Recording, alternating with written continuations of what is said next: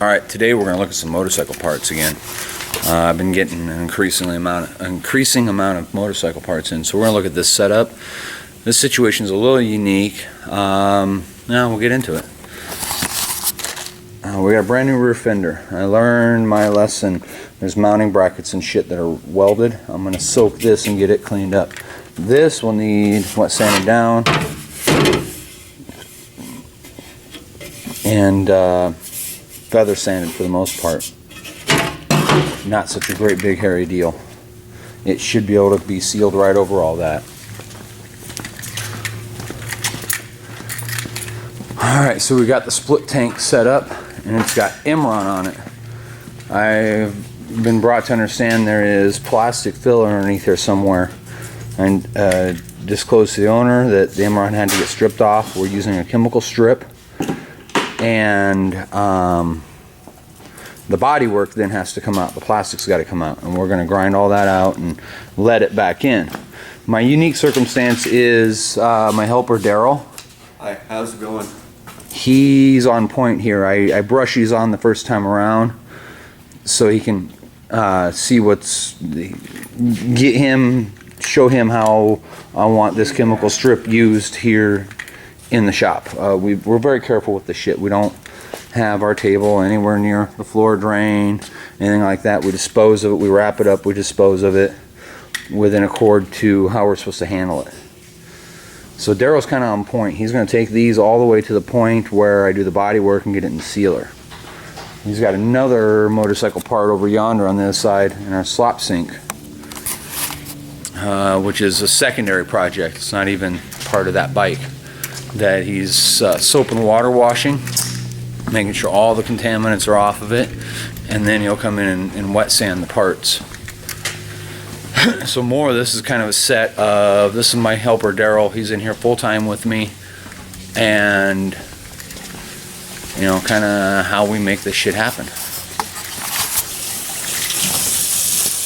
You can see he's just scrubbing it down with soap and water, getting all the crap off of it, inside, outside. It'll air dry, and then he'll go into wet sanding all of this down with 600 grit so that I can finish the body work on the tail. I'm using a soft hand bristle brush that you'd use for your fingernails for getting the creases and stuff, so it doesn't damage or hurt the plastic too. And he could have went as aggressive as a red Scotch-Brite. That's not going to hurt anything at this stage in the game. But remember, any scratch you put in it, you got to take out. The 600 wet will be more scratch than a red Scotch-Brite usually. So that gives us a good base. It gives us a good starting point. So we're going to check in on Daryl here in a little bit. What I've got him, he's got two tables set up. One for this, with a wet sand bucket and wet sand papers. And the other one, he's got a bucket of fresh water, so if he gets that chemical strip on his skin, he can rinse. They're set apart from each other in the same area. He'll let the chemical agent do its job while he wet sands that part, and he'll get all of it prepped, ready for me to do the body work on the tail section. And then he'll jump over and scrape and dump in the trash and everything we're supposed to do there with stripping the parts. Let's see how this goes. Alright, we're back on, what is it, an 82 Harley, I believe. Kind of show you what Daryl's up to. We spend a lot of time here at the shop stripping off old material off of these. This is what the order called for. Did you say there was some Bondo in this one, Daryl? Yeah, I do believe there's strips of Bondo throughout certain sections of it. Yeah. Where it's been dented and stuff throughout it. There. So those will be cleaned out. I'll get into that. I'll get into that and show you guys how I'm getting that out. When we got this in, this fill neck was flush with the paint. It's actually about 3/16 of an inch sticking up from the surface. It was flush when we got this part in. So it needed stripped badly. It had Emeron on it, and I don't know much about that paint, but I understand it's junk. I'm using a chemical agent. Daryl's wearing a mask and sort of wearing his goggles, wearing rubber gloves. We also have a wash bucket right here, a slop bucket. So if he gets that on his skin, it burns like hell. He can rinse off quickly. So that's that process. After that, we take and wire wheel it down and clean up the metal. And then all these divots and spots, we just throw in the little blaster cabinet and deal with that way. Let's go over here real quick. I'll show you what I'm talking about.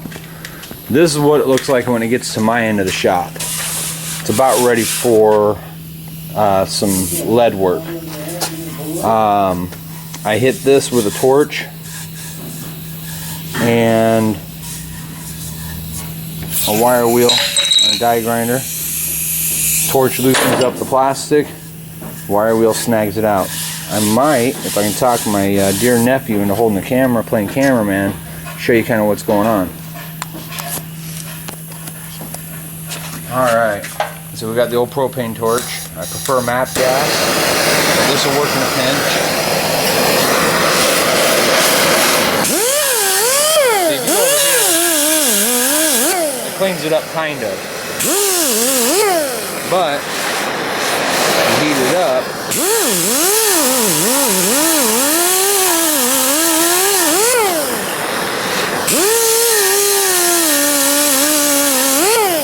it's almost lead ready.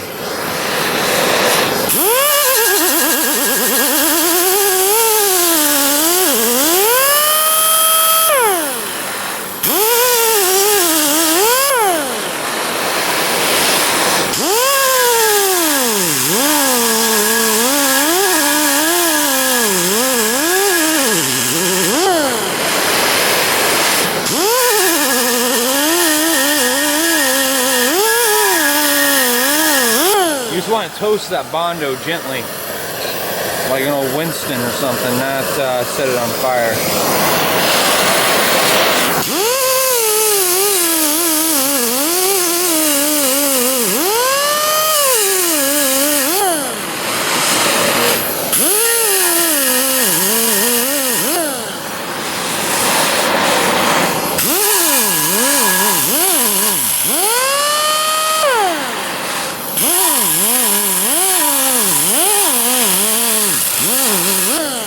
Now, before you all get too worried that I'm heating up the metal too much, you gotta remember I'm putting lead over this.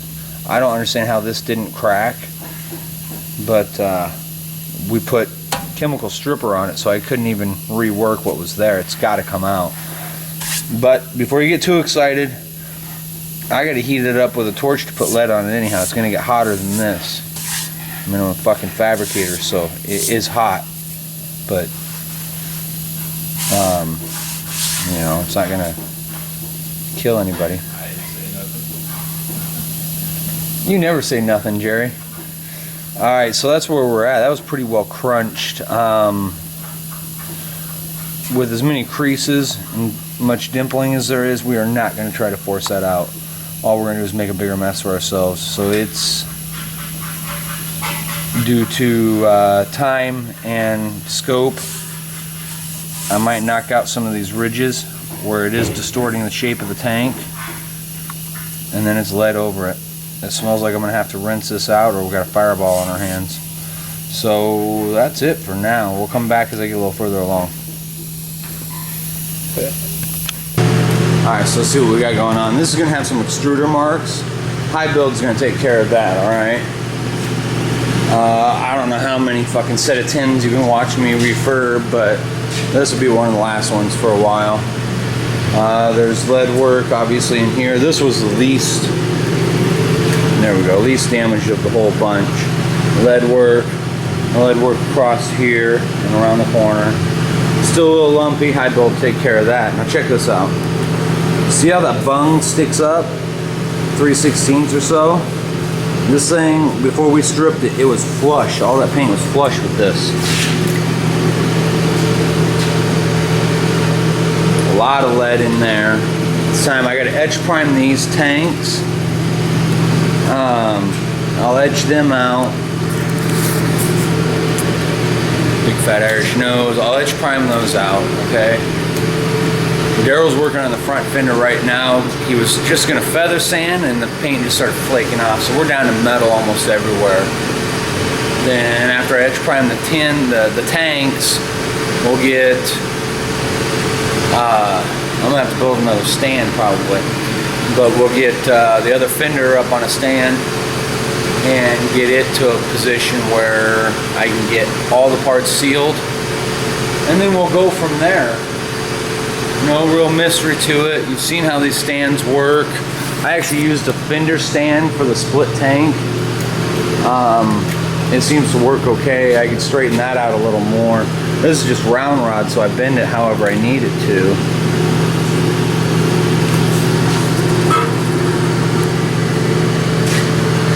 As long as I don't dump them on the floor, I guess I'm okay. I don't have the optimal setup here. I'm not 100% happy with this.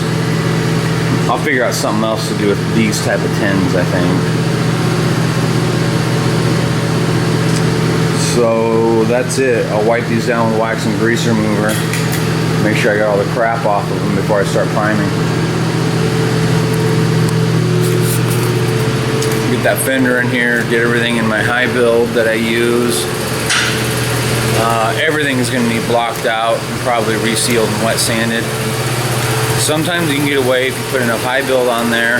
You can block it all out nice and smooth, and then you take and wet sand from there. But if you break the skin, you at least have to spot seal it. It's better to seal them completely to avoid any lift at that point. I'm throwing my camera on the desk and I'm going to get back to work. We'll check in on you guys later.